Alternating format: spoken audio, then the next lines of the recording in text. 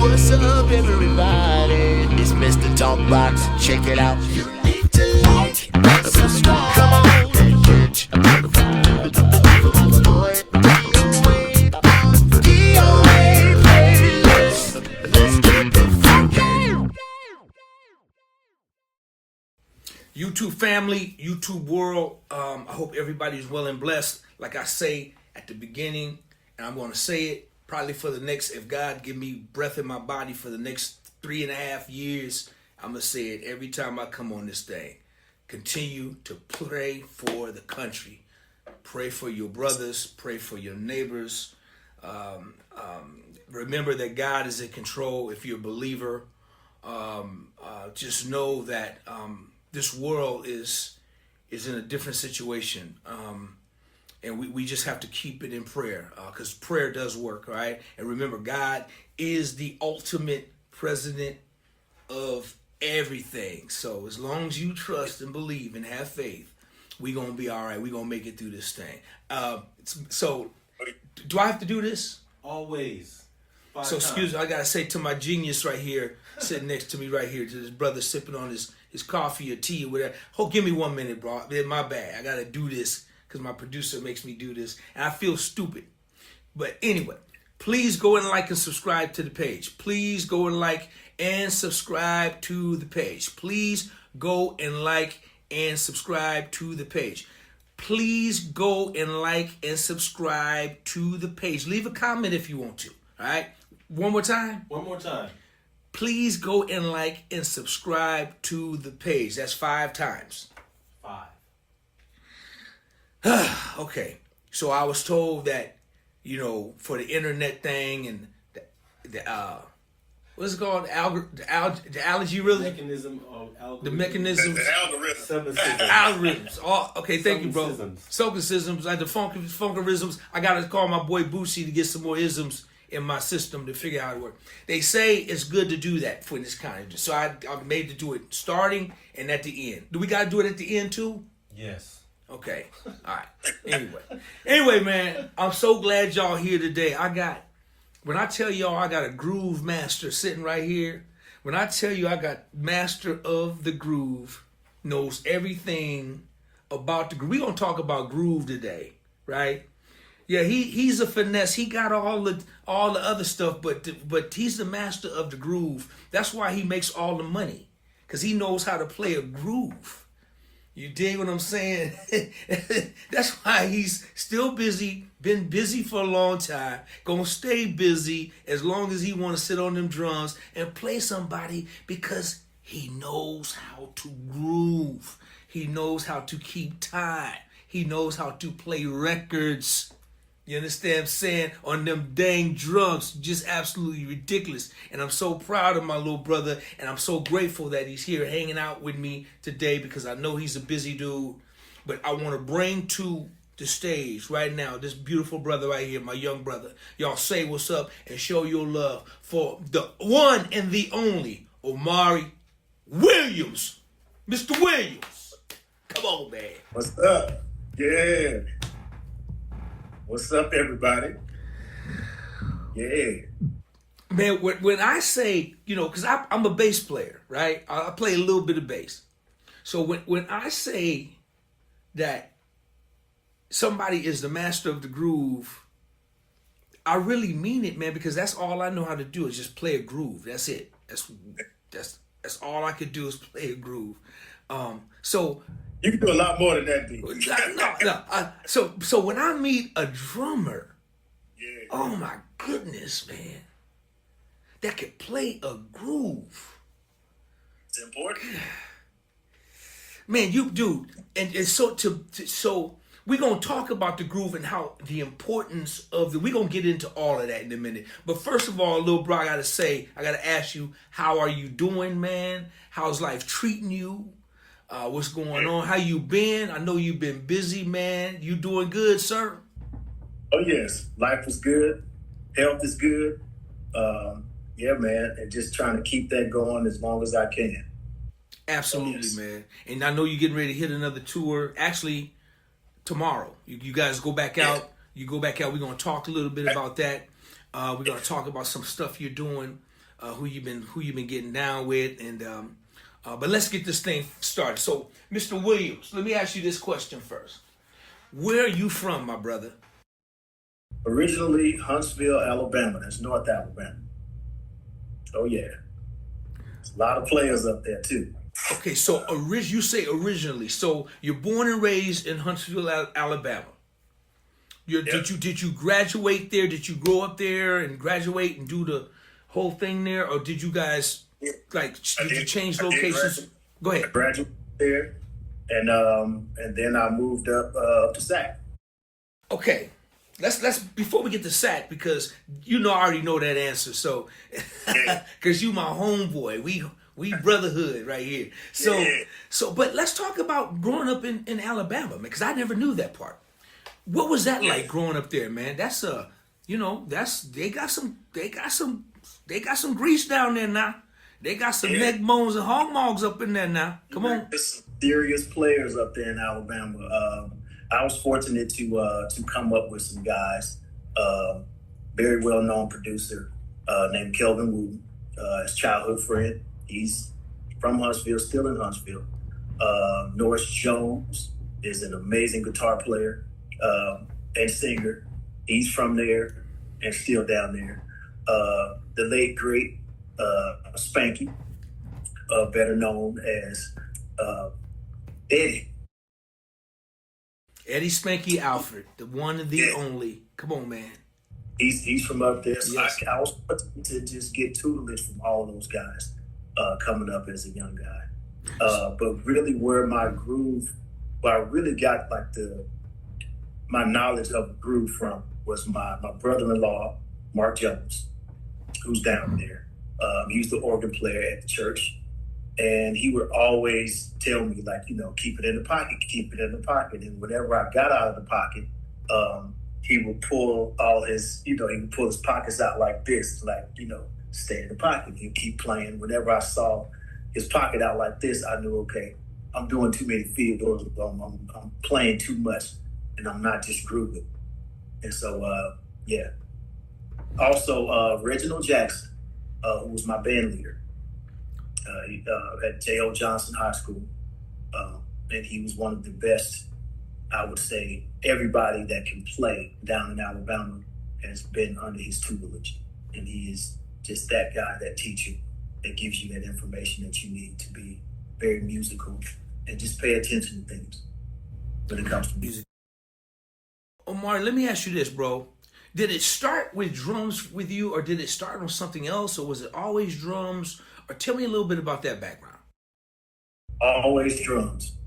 Always started with drums. My mom would play her records. Earth, Wind & Fire, James Brown. She loved the Hawkins family. And I would always listen to those records. And my first drumsticks were actually the little foam things that came on the dry cleans, the hangers. And those were my drumsticks. I would just beat the air and play along with these records. And that was my first love for drums. I ended up playing in church, starting in church. And from there, I'm still doing it. How old were you when you started in church? Diapers. Super young. Wow. Not even old enough to sit down at the kid. But very young. Very, very young. And so obviously your parents, your mother, they saw something in you at such a young age, and they just knew something. They knew you were special. They knew they already knew you had this gift at a young age. Yeah. My mom, she was a singer in church. She still has a really great voice. You can't get her to sing today, but she's a Chi-Town girl, but she came up in Alabama, her and my dad. And she would always just impart that music in me. I was always listening to really good music and vinyls. And that's what I came up on. And that's just, those records, man, it's grooving.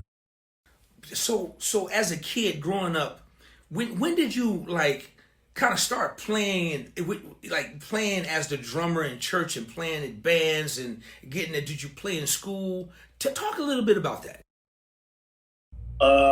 Yes, I started I was in marching band at J.O. Johnson High School. That's it's like HBCU style show band. So you learn a lot musically. You hear a lot they play a lot of old school music. And I started doing that and playing in church. And eventually, me and Norris and a couple other guys, Norris Jones and a couple other guys, started a band down there called Off the Chain. And we started playing in local venues. Of course, I wasn't old enough to be in there because I was still in high school, but I was still playing in those gigs, in those bars and places like that. And eventually from there, I got my start with another childhood friend, Big Ruben Studdard, who was also singing in the gospel group that I was playing for in Huntsville. And he always talked about making it big and, going to the top. Of course, nobody believed him because it's like, we're down here in Huntsville. Nobody's really going to pay attention to us down here. Right. And he eventually won American Idol. And after he won American Idol, I get the phone call. It's like, you ready to work? And that was from there. Wow. Took that opportunity, man. So, yeah, he's definitely always grateful to him for giving me that chance. So that was one of your first major gigs with Ruben at the beginning. Yeah. Okay. Yep. Now, let's jump to it, man. What brought you and your family? Was it you and your family to Sacramento, or was it just you? Or what brought you to Sacramento? What brought me to Sacramento was my ex-wife. She had gotten a job with PG&E, but we met at Alabama and she was a student there. And we ended up getting the job with PG&E, and that took us to Sacramento. And that's how I ended up in Sac. What year was this? This was like early 2000s. I would say like 2004, 2005, maybe 6. Yeah. It's crazy, man, because I think I was heavy touring at the time, and dude, you were like a quiet riot here in Sacramento, and when your name would pop up, we ended up connecting, and then by that time, I think you was heading south. You were getting ready to go to L.A. You were like, when we connected, I think you were making your move, your way out, and Mike and everybody was speaking so high on you that we got a chance to do a gig with the Robert Brookins thing, man. You slammed that out. It was so much fun, man. But you were like a quiet riot here in Sacramento, so you didn't spend a whole lot of time in Sacramento. Not a lot of time in Sac. I think by the time I got to know people in Sac, met you, and got to know Sacramento and people in the Bay, and the places where everybody hangs, I was headed down here. So, I wish I could have stayed out there and hung out some more and, got to know everybody a little bit more, but we still connected. Absolutely, man. So what led you to Southern California? What led you to L.A.? Did somebody call you for a job, or you just said, God, I got to go where it's happening? Or tell me a little bit about that story, how that happened. Going down where it's happening, but also the two people. There was Ricky Minor, and there was Eric Big Funk Smith, and they both told me that you probably want to belong down in LA. You got to go down there, and that's where you will pick up more and make more of a name for yourself. Wow, great, man. Yeah. Great advice, man. So now you get down there. How long were you in LA before things started to happen? How quickly and how fast did it start to happen where you started working, and what did you have to go down there to get a 9 to 5, or what's your story? Well, I was blessed enough to where it happened like almost immediately because I already knew a lot of people down here, and I connected with everybody and let them know, like, hey, down here, if there's work, where do I go? I also learned about, popping in at the jam sessions and sitting in is how you get your name out, how people know that you're down here and, what you can do for yourself. what kind of musician you are. Can you play along with people you don't know? That type of thing. So I learned that really quick, and I was able to connect with a lot of people and start picking up work. Sure meaning to what's called having wealthy relationships. Sure meaning, man. Sometimes, man, that's more valuable than money, because if you got wealthy relationships, that means you're important to a lot of people, and that means you pick up your phone, they're going to be there for you, and vice versa. I tell people that all the time, man. It's called wealthy relationships. That means you're rich. You're rich in that, and knowing the right people who care that much about you to be able to make things happen that fast. It took me 2.5 years, because when me and Flip, when we left in the 80s, we left with nothing. We had nothing. We just knew that we wanted to do this music thing. So it was completely different. Now I'm just thankful to God that in my 40 years, I could pick up and call, Omari Williams and say, hey, man, I need you. You're a very, very serious drummer in our business. Can you come on my playlist? And you're going to say yes to me because of our relationship. And I'm more grateful. That's the most important thing to me, man. It's more valuable than anything, man, because I'm rich in that. And I'm thankful to God for that.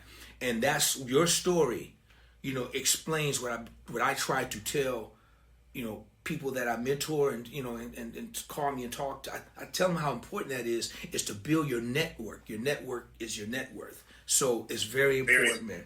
Very important. And now, how many years ago was that? That was, I want to say, maybe 07, 08. I think it was somewhere around there. So to be in LA, and man, you've been consistent, dude. You're always working, man. You've been inconsistent to be able to survive in that big city and have your own, your business and running your career and maintaining and being stable and it's consistent. Man, dude, that is a blessing, bro. That is absolutely a blessing, man. You to be able to have a stabilized life, and now you're such a household name to where people are automatically calling you, man. That's because of it's who you are.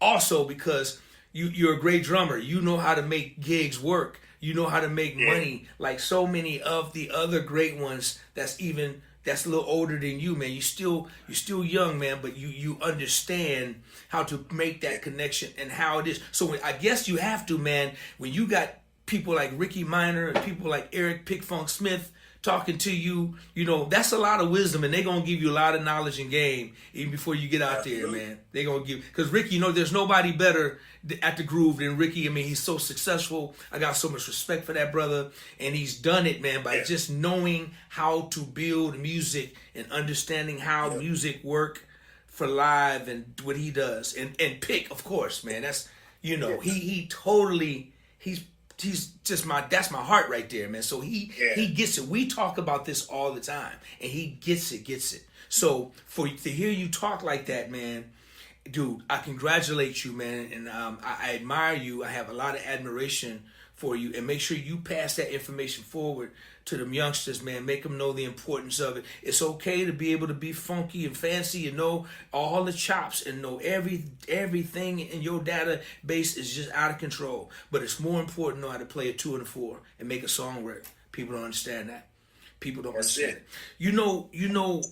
One of the artists. Tell me how you and Boney James. Tell me how you landed that job that you've been on for such a long time.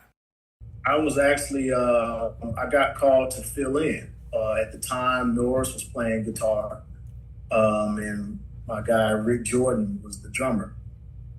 He was about to head out with Maxwell at the time to do a tour.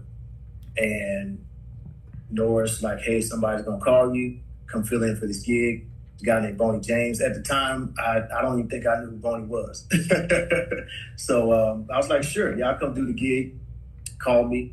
And the first gig I did with Boney happened to be North Sea Jazz Festival. And I'd never been over there before. So that was an experience. That was really nice. So it was me, I think Sam Sims was on bass, Daryl Tibbs, I'm sorry, not Daryl Tibbs, Daryl Smith, and Lenny Castro was on the percussion. And yeah, that was my first gig with Boney. It's going out, so I flew out here to L.A., did rehearsal, and yeah, from there I've been here since. Wow. Now that must have been an incredible band. Daryl Smith on keys. Yeah. And Sam Sims. Oh my gosh, man, that dude. Incredible, man. Incredible. And Lenny I had heard their names for so long, and I was like, wow, I get to play with these guys. This is crazy. But I just went over there and did what I need to do. And of course, North Sea Jazz Festival, at the hotel, they have a big jam session, like right in the middle of the lobby. And he's got all, George Duke was there. All these big names were there, just like in the lobby hanging out. And Sam just like, hey, you want to go sit in with me? And I was like, no, I don't. Come on, man, come sit in. And I sat in. And it was so fun. But that was an experience and kind of bringing me out of my shell, because I was a little shy when it came to playing a lot of times. But yeah, that definitely brought me out, just to get out there in front of the people and just groove, man, show that. Wow. Well, Boney always kept great bass players, man. But Sam is just a monster, man. Then you guys had Lenny on percussion. Oh my God, that must have been a crazy band, man. Crazy band. So one listen to you hitting that one gig. You've been there ever since. Yes. Wow. Ever since. Wow. Yes, man. I love it, man. We're on 20 years with Boney. I love it, man. I love it, man. The band you got now, and I gotta send a shout out while we talking to the big dog, man, Smitty Smith, man. That dude right there. Yep. That's another one. Listen, man. That's that brother right there is another one, man. I got so much admiration and respect for him and who he is as a bass player. Is one of the greatest in the game and of our time, man. And there's not too many bass players that's going to live long enough to accomplish what that brother has accomplished in his life, man. That dude is just a phenomenal, great, but then more important than that, just a beautiful brother, man. Y'all got a great band. Really dig what you doing. Let's talk about your thoughts on playing the groove, man. Why is it such important?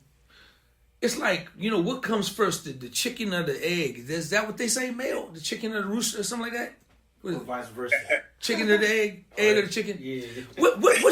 What's more important, man? Is it the groove, or is it the information you have to play outside the groove? Or you explain it to me, man, of working with the many different artists that you work with, why it's important to go in there and sit down and play their records. Because, dude, you're one of the greatest at understanding that, man, and I respect that. Yeah. So talk a little bit about that. I always use the perspective of a groove is like to groove, you have to leave space in the music. There is space. There are other instruments, and each instrument has a pocket. And the groove is like you have to stay in that pocket. You can add some things in the spaces, but you have to leave space for the music to breathe. And that's just, if you want to fill up each note and play every note, then now you're just making noise. It's not grooving. So the groove has to have space. It has to breathe. You have to leave space in the music for it to be melodic and for it to just breathe and sound good. Each instrument has something to play. So you have to leave space for each instrument to play that. If I'm chopping out and playing all of this, then like nobody else can play anything. All the notes are taken. So that's my perspective I like to use. Man, I love it, man. I love it because I tell people all the time, you want to hear the silence in the groove. You want to hear the silence in the music. There's a conversation piece going on, especially for like, man, for the gigs you do. You do a lot of smooth jazz gigs and R&B gigs. So with that, it is important to be able to leave space. Because if you're playing with a Boney or a Kaz or whoever you out there with, man, or solos, whatever, and if you're chopping all over the place, I'm sure you're probably gonna get the check the next day and they're gonna send you home. Because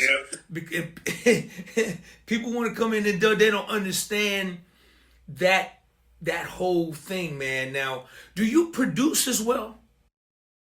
I'm getting into it. I'm a little slow with the production, but I started late, but I'm definitely getting more and more into producing. Sure. It's crazy. One thing that I've been finding, and I've been learning and discovering, that a lot of cats who are musicians that are producers, they understand exactly the words that just came out your mouth we were talking about, because they are producers and they know how to make a record. They got to build a record, not just building a beat, but making a song. And they got to understand where every element in that song, there's things that where it lives at, right? So you have to think about everything. So they apply that thought process to their live playing as well. I know a lot of great drummers who are great producers as well, and they just are bass players or guitar players, like Big Mike. Big Mike is phenomenal, definitely phenomenal on that damn guitar, and he's just as phenomenal as a producer. He's making great records, and he know how to make records live within the movement of whoever, whether he's working with artists, and that's important. And I think that's a lot of the people who don't get it, they just these beat makers, or they just play, they don't really understand. And then some of the artists want that. I mean, some artists want all of that, and if that's what the artist wants, give it to them. Give them what they need. Give them what they need. But it's nothing like understanding how good a groove feels, man, and the simplicity of when you're making a record. The artists do a record. I mean, like when I hear you guys with Boney, man, you that stuff sounds just like the record, man. It's like it sounds like you guys are playing that man's record. You know what I'm saying? You guys are playing. You guys are doing your thing, but you guys are not. It ain't about y'all. It's about that artist. It ain't about you guys. Other than when it's time for you guys to shine and do your solos and have your time. But man, when you guys are grooving, dude, it sounds amazing, man. And that's got to be a good feeling because, man, what better? Omari, you sitting up, man, every night playing for the thousands of people, and they vibing off your posts, man. They vibing off you, what you giving 5, 10,000, 20,000, however many people. Dude, if you stop playing, the party's over, right? But you got to keep that just groove feeling good. And if you feeling it, they got to be feeling it. How does that make you feel, knowing that you control the way 5,000 people feel in this building tonight? Smitty, but you, man, you control the pulse in that building. It feels good. I mean, that's the objective, is to make people move, make people feel good. They came to see a show and they came to hear good music, and given the age range of the crowd, they know good music because they came up on it. And so you want to give them that. You want them to relive that and just, get that feeling that they get when they used to put their vinyls on, when they used to turn on the music on the CD or, whatever. You want to give them that feeling. And that is the objective, 100%. And so it feels good to give them that feeling and that they can just come and enjoy the show. And they're always so grateful after. It's like, that's the best show, or man, I was grooving in my seat, I couldn't stop moving. So that's what you want. For me as a drummer, you want to hear that from people. You want people to feel the pulse, your heartbeat, your groove. You want them to feel it. And so, it feels good to accomplish that, for sure. Man, if y'all, I'm telling you, man, Boney come to town, y'all got to go and catch the show so you can just check these brothers out. Just an incredible band. And speaking of that, you've been there for going on 20 years. So you've seen a lot of changes, moving a lot of moving parts and throughout, right? Yep. Where would you put this band that's the current band at, as far as, rate this band amongst the other bands over the past 20 years? Because this band is absolutely incredible. I would say this band is probably the most cohesive and the most consistent. Because when I first got here, it was so many changing parts, people going in and out, a different bass player, one show, and then a different keyboard player, then a different guitar player, and it was just forever changing. And so this is the most cohesive band, the most consistent, I would say. And I love how we're able to just lock in and we just kind of complement each other. Everybody knows their pocket, and that's just, it works. It worked great. Wow. And to see you and Mike and Javance, the hometown, just like all landing in the same spot, man. That brings me so much joy, man, because you guys are really making SAC proud, man. You guys are making SAC proud, and I just love watching you guys, man. Watching you guys do your thing, man. Watching you guys. I see some of the clips, y'all in the dressing room having fun, and it seems like the camaraderie, the brotherhood is tight. That's important, man. Very, very important. Very, very important. It's amazing how it actually all came together, where Mike came in and then Javance came in. It's like, wow, it's like old times. Right. It's like you said, man. And then it's family. It's like you guys been knowing each other. It's just like, it's like, man, that's nothing but God ordaining that to happen, man. Absolutely. So let's talk about this tour you guys getting ready to hit. You guys get ready to go back out on the road. Y'all consistently busy. Talk a little bit about this tour. Your tour starts tomorrow. Today is the what? What's today? 17th. Yeah. 16th. So your tour you guys start on the 17th of October, correct? Yes. Okay, so how long are you guys going to be out? Is it a world tour? Are you guys going overseas? Talk a little bit about the tour that's coming up. This is about to be a almost 2-month bus tour. It'll be all East Coast. I think the first stop, is San Antonio. And then from there, we go to the East Coast, and we're just going up and down the coastline and hitting all of those spots on the bus tour. And I think this is the last leg of the Slow Burner tour, because we've been running this tour for a little while, since the record came out. Got you.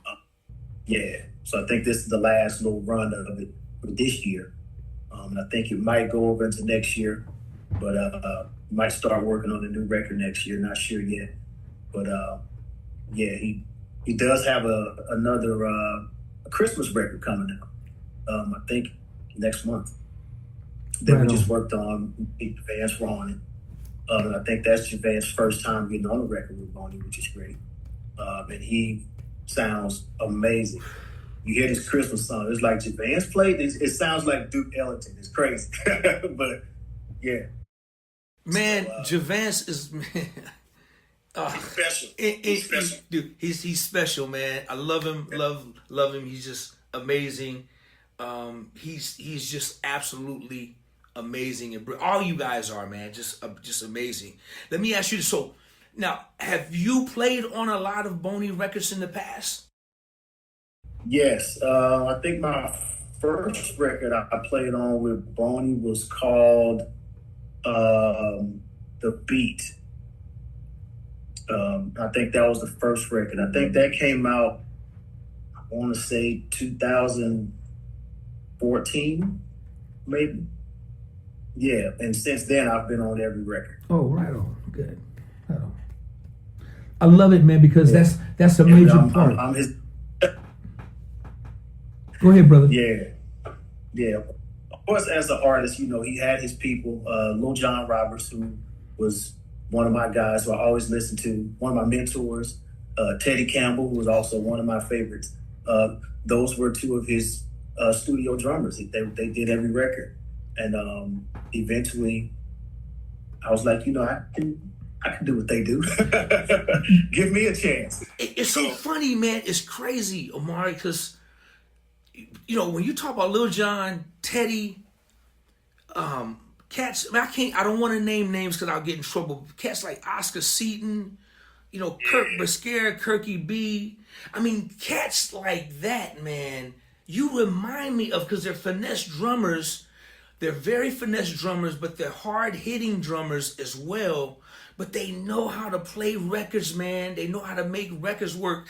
And I promise you, man, before I knew I was going to be talking to you, I was saying, man, this dude reminds me of, like, when I listen to Teddy, I'm like, dude, he's got some of that DNA. He's got some of that DNA because, Teddy is just, man, just a monster, man. All of them are just monsters, man. And yeah, you can do that. You're doing it. You're doing it, bro. You're right there doing it at a high level, man. And it's funny you mentioned that because I was just thinking those names, man. And I salute all them brothers, man. All them guys are just amazing, Absolutely. big musicians, man, that just have done it to the highest level that anybody can imagine, man.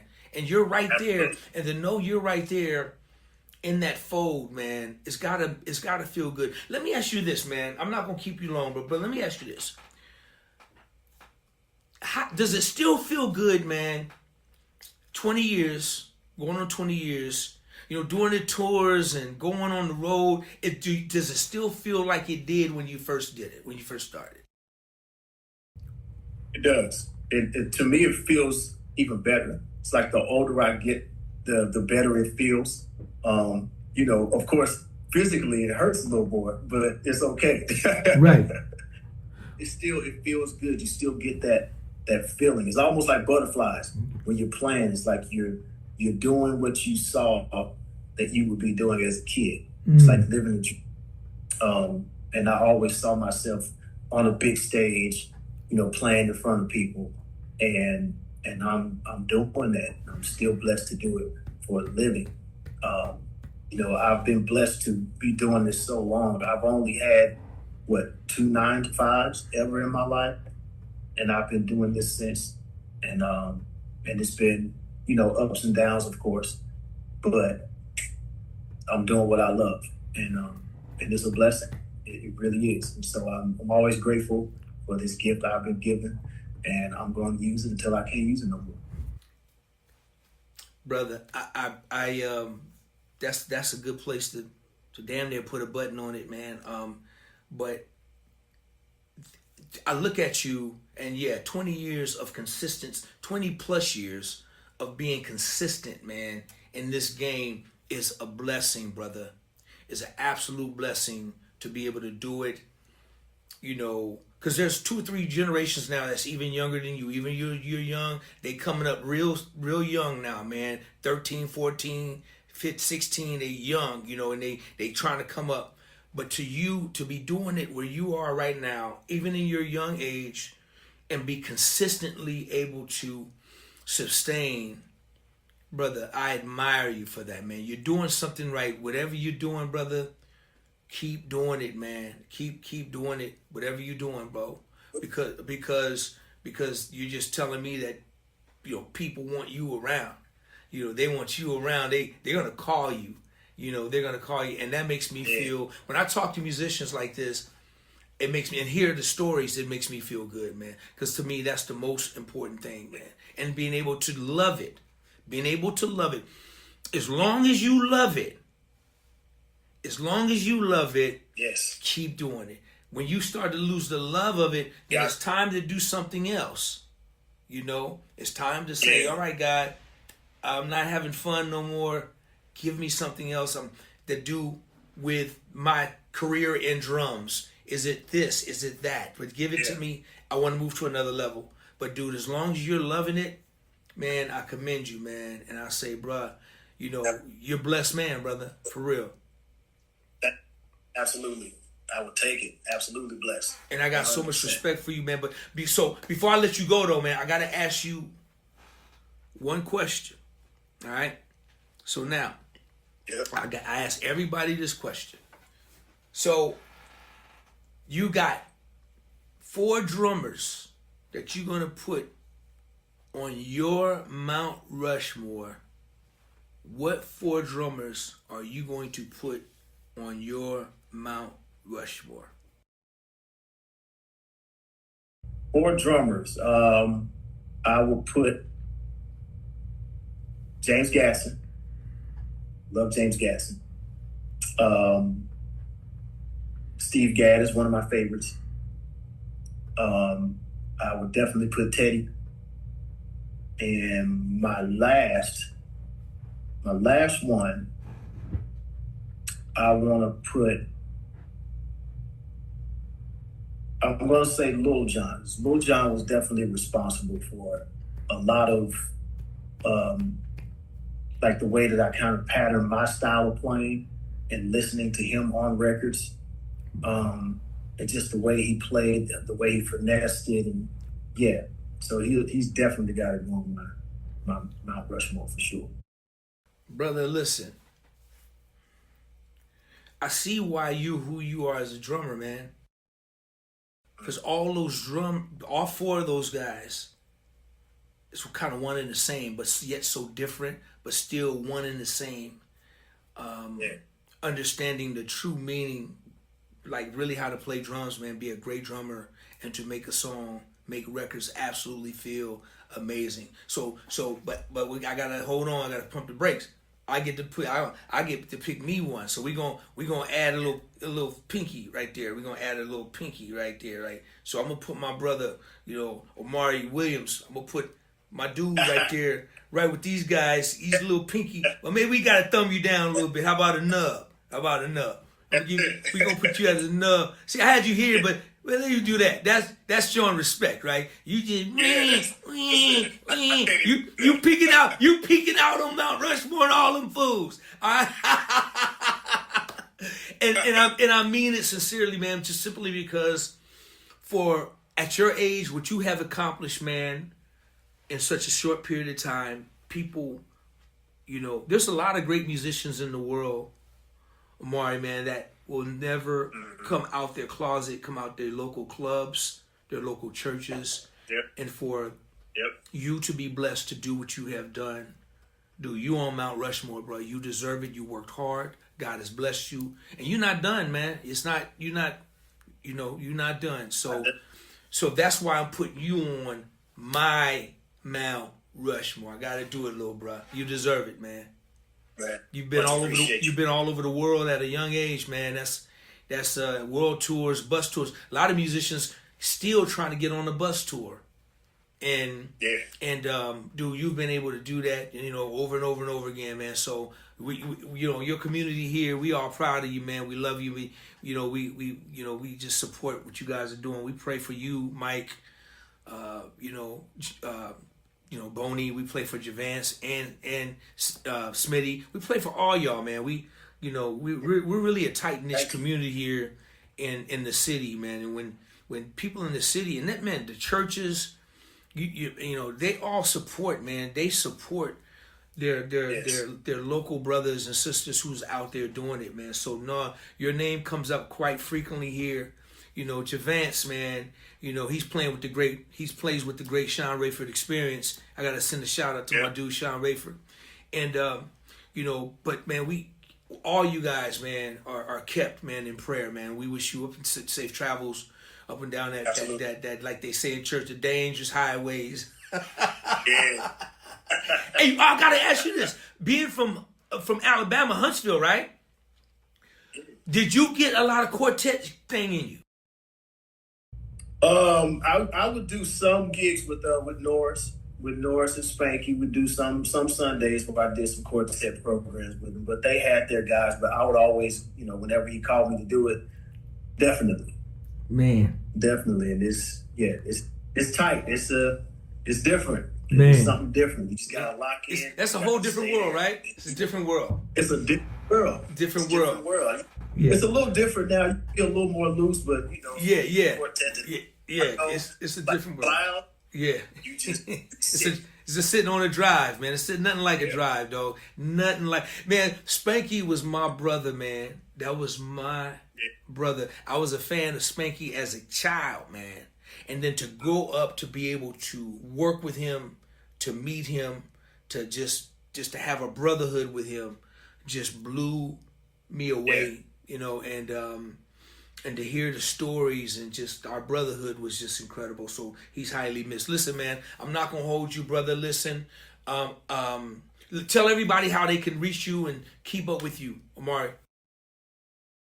Instagram, it's Omari with 5 O's, Mari. Instagram, you can follow me on Facebook. Revamping my website, so stay tuned for that. You can also catch me on tour with Boney James. Go to boneyjames.com, check out tour dates. We come to your city, holla at me. Oh, yes. I'm going to say this once again before we go. I'm going to tell everybody to please pray for this country. Pray for your neighbors, your brothers and sisters. You know, I have no clue, but God does. He has all the answers. So if you're a believer, then, you know, lay your head on that. We gonna make it through this, all right? So everybody just stay strong, stay safe, be smart thinkers. Don't do nothing stupid. Don't run. Don't hide. Don't run. You know, answer the questions and don't be scared. Don't live in fear, but pray for this country because God is in control. All right. So with that being said, do we gotta do this again? All the time, every time, 5 times. Omari, man, he's gonna make me do this, but this time, hold on. Can I get my brother to help me out one time? Absolutely. Because I got some help right here. Absolutely. And you know what? What's so dope? He's a drummer. Absolutely. So when I say hit it, he gonna know exactly what to do. I ain't gonna even tell him what we doing. Yeah, let's go. Mario, you with me, man? Like James Brown. Just like James Brown. Just follow me, dog. Like we the JBs. Just follow your big brother. Okay, listen. Y'all, please go like and subscribe to the page. Please go like and subscribe to the page. Please go like and subscribe to the page. Please go like and subscribe to the page. Watch this, homeboy. Omari, hit it. Like and subscribe. Please. Like and subscribe to the page. Like and subscribe to the page. One more time. Like and subscribe 5 times. to the page. 5. He hit it 5 times. Whoa! Like That's the first time, and dog. subscribe to the page. Please. Let's go for 10. Hey, Brown said please. If y'all listening, you gonna say please. Hey, man. Hey, tell Boney, man, you ain't going out with him. Me and you going on tour starting tomorrow, man. We gonna book some places, man. Hey, let's go. Cause hey, bro, our act is way too tight, dog. It's way too tight. Hey, Mayo, no rehearsal. You see that? See? I love when I got a brother that can help me out. Absolutely. All right, right on, man. Hey, brother, listen, man. Man, I love you, man. I wish you well, brother. Wish you well. And much love, man. Appreciate you all. And have fun on the tour, man. And God says the same, man. See y'all when y'all get back, man. You know, bon voyage to you, man. Have a great time. Be safe, all right? Everybody, please go support this brother's movement. Go follow him. Keep up with their itinerary. Like I said, if Boney's in the town, go see the show. You won't regret it. Great musicianship, great music, great songs, great vibe. You're going to hear some incredible solos all night. You're going to hear incredible music and just a tight band. Tell my man Smitty I said what's up too, man. Tell him I'm going to reach out to him, man, when he got time. Got you. Man, y'all show your love for my little brother right here. None other than this groove master. You know, he's on Mount Rushmore, but he like this. Remember, he the nub. Don't forget the nub. He got a and then he gonna grow, and then he gonna be like that. You know, right there with Teddy, right there with Lil John, you know, right there with Gadson, right there with all of them. He gonna be right there on the thing. That's it. Hey, man, y'all show your love for my brother, man. None other than Omari Williams. Omari, thank you, man. Love you, man. Thank you, bro. Appreciate you. DOA playlist.